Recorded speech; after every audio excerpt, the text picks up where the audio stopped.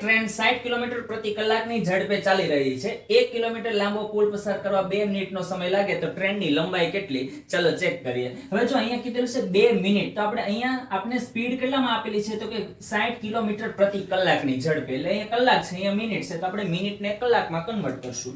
બરાબર, ધ્યાન આપો. જો 2 મિનિટ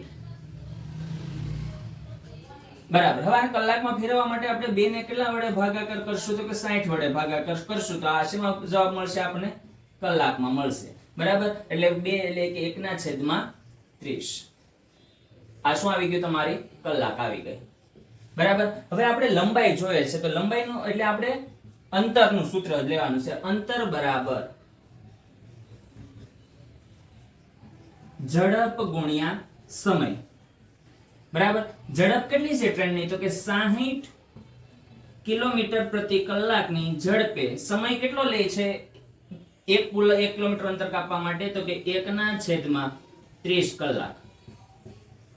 બરાબર, 30 × 60 એટલે એનો મતલબ શું થયો? કે 2 કિલોમીટર અંતર કપાય છે. કેટલા કિલોમીટરનું અંતર? 2 કિલોમીટર. પણ હવે ધ્યાન આપજો, આપણે નોર્મલી જોઈએ ને તો માની લો કે આ છે આપણો પુલ, આ આપણો શું છે? પુલ છે. બરાબર, તો આ આપણો પુલ હોય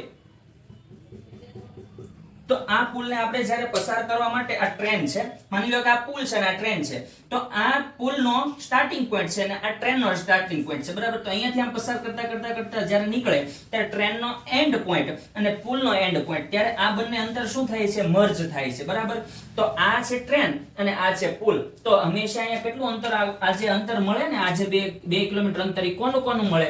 તો કે ટ્રેનની લંબાઈ, ટ્રેનની લંબાઈ પ્લસ કોની લંબાઈ મળશે? તો કે પુલની લંબાઈ. પુલની લંબાઈ આ બે મળીને 2 કિલોમીટર છે. બરાબર, હવે અહીંયા તમને કીધેલું શું કીધું? કે 1 કિલોમીટરનો લાંબો પુલ છે.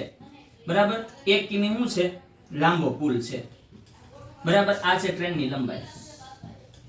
આ શું છે? ટ્રેનની લંબાઈ.